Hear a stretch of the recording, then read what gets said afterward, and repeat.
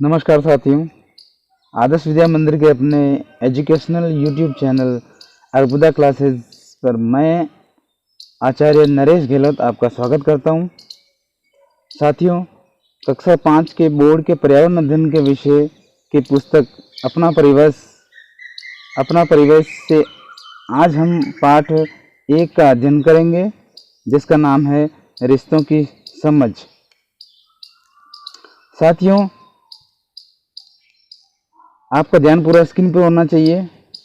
सबसे पहले हम देखेंगे पुस्तक से अनुक्रमणिका, जिसके अंदर पूरी पुस्तक में 25 पाठ हैं।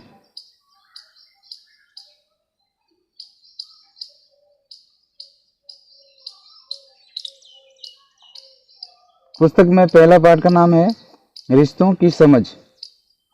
तो चलिए आज हम शुरू करते हैं प्रथम पाठ रिश्तों की समझ। आपका ध्यान स्क्रीन पर होना चाहिए और साथ साथ में आप भी पाठ को पढ़ेंगे। तो चलिए शुरू करते हैं रिश्तों की समझ।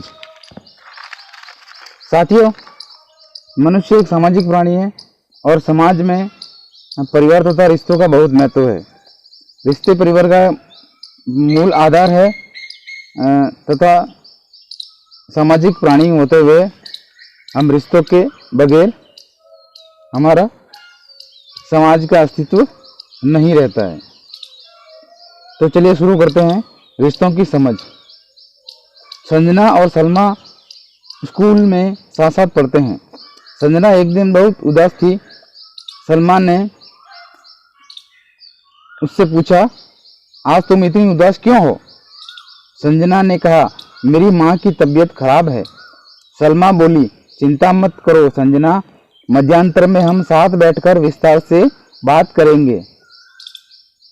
आंटी जल्दी ठीक हो जाएगी, मध्यांतर होता है।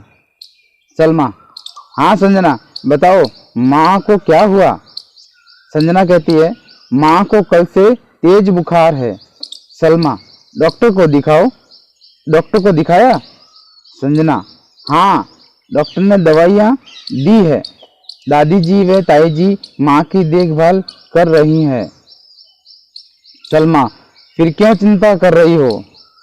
तुम्हारे परिवार में तो सब लोग हैं। संजना, हाँ मेरा पूरा परिवार एक साथ रहता है। दादाजी, दादी जी, ताऊ जी, ताई जी, चाचा जी, चाची जी व उनके बच्चे, हम सब साथ साथ रहते हैं। सलमा, तुम बिल्कुल चिंता मत करो, तुम्हारे घर में सब मिलकर माँ की अच्छी तरह देखभाल कर रहे हैं। देखना वह 2-3 दिन में ही ठीक हो जाएगी। मेरे घर पर केवल मेरी माँ, पिताजी व मेरी छोटी बहन है। सामने देखिए, एक पुस्तक में 2 चित्र दिए हुए हैं। एक चित्र है एकल परिवार का और दूसरा चित्र है संयुक्त परिवार का। तो देखिए, पहले चित्र में कौन कौन है? माता है, पिता है और उनके 2 बच्चे हैं। और दूसरा चित्र है संयुक्त परिवार। उसमें देखिए, माता है, पिता है, दादा है, दादी है और ताई है और ताऊजी है। तो पहला परिवार एकल परिवार हुआ, जिसमें माता पिता और उनके बच्चे हैं, जबकि दूसरा परिवार संयुक्त परिवार है, जिसमें माता पिता है, दादा दादी है, ताऊ ताई है और उनके बच्चे हैं। तो हमने इस चित्र से यह सीखा अभी तक कि एकल परिवार में कौन कौन होते हैं? माता पिता और उनके बच्चे। और संयुक्त परिवार में कौन कौन होते हैं? उसमें माता पिता होते हैं, माता पिता के साथ में काका काकी भी हो सकते हैं, ताऊ ताई भी हो सकते हैं और दादा दादी भी साथ में रह सकते हैं। तो ये एकल परिवार और संयुक्त परिवार में अंतर है। आगे पढ़ते हैं। निम्नलिखित सारणी को कॉपी में बनाकर पूर्ण कीजिए। आपको भी इस तरह की सारणी कॉपी में बनानी है। उसमें परिवार के सदस्य एक तरफ हैं और दूसरी तरफ आपके साथ रहते हैं या कहीं और रहते हैं, तो उस स्थान का नाम लिखना है। आगे देखते हैं। आपने पिछली कक्षा में एकल व संयुक्त परिवार के बारे में समझा। हमने चौथी क्लास में भी समझा था कि एकल परिवार और संयुक्त परिवार क्या होता है और उसमें क्या अंतर है।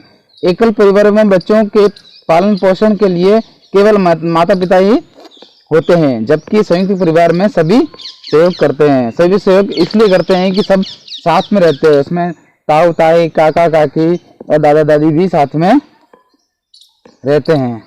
अब आप अपने पड़ोस में पता कीजिए कि आपके पड़ोस में कौन कौन रहते हैं, इनमें एकल परिवार कितने हैं, उनके घर में कितने कितने सदस्य रहते हैं, उनके बीच काम का बंटवारा किस प्रकार होता है, इनमें संयुक्त परिवार कितने हैं, उनमें कितने कितने सदस्य रहते हैं, उनके बीच काम का बंटवारा किस तरह से होता है, किस प्रकार होता है। संजना का परिवार एकल परिवार होता तो उसकी माँ की देखभाल कौन करता? बताइए कौन करता? एकल परिवार होता तो सिर्फ कौन होते? माता पिता और उनके बच्चे, यानी उनके घर में देखभाल या तो बच्चे करते या उनके पिता करते। ठीक है, आगे देखते हैं परिवार का वंश वृक्ष। तो वंश वृक्ष क्या होता है? पीढ़ी दर पीढ़ी हमारे पूर्वजों की क्रमबद्ध सूची वंश वृक्ष कहलाती है। क्या कहलाती है? वंश वृक्ष। पीढ़ी दर पीढ़ी हमारे पूर्वजों की क्रमबद्ध सूची क्या कहलाती है?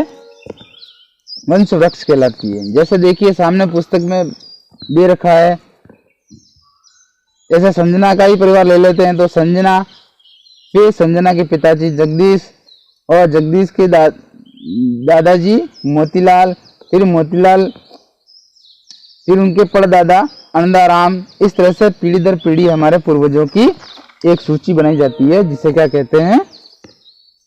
वंश वृक्ष कहते हैं।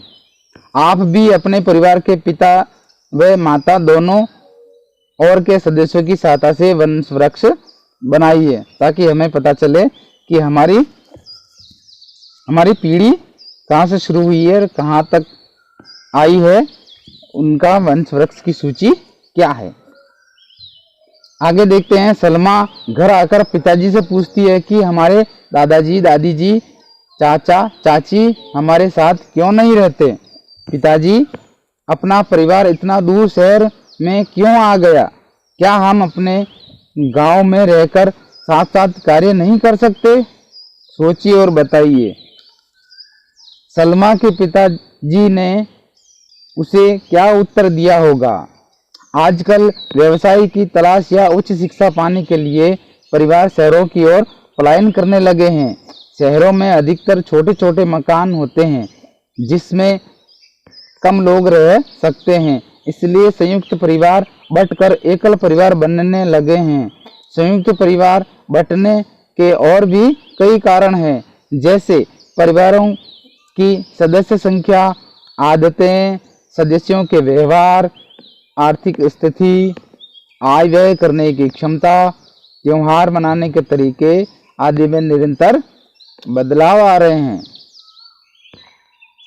चर्चा कीजिए और बताइए एकल परिवार बनने के क्या कारण हैं? बताइए क्या कारण है एकल परिवार बनने के?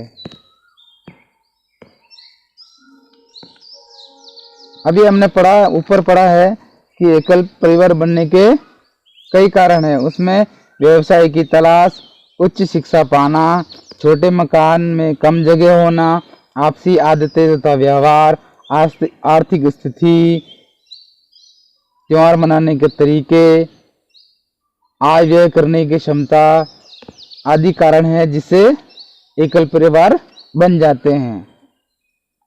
संयुक्त परिवार एवं एकल परिवार में क्या अंतर है? संयुक्त परिवार और एकल परिवार में क्या अंतर है? तो देखिए, एकल परिवार में माता पिता व उनके बच्चे रहते हैं, जबकि संयुक्त परिवार में माता पिता, दादा दादी, काका काकी तथा ताऊ ताई और उनके बच्चे रहते हैं। आगे देखते हैं समय के साथ त्योहार मनाने के तरीकों में क्या क्या बदलाव आए हैं। तो हम देखते हैं कि समय के साथ पहले संयुक्त परिवार में हम लोग रहते थे तो त्योहार मनाने में आनंद आता था, हर्षोल्लास बना रहता था और एक दूसरे का सहयोग हम करते थे तो खुशियां बढ़ जाती थी।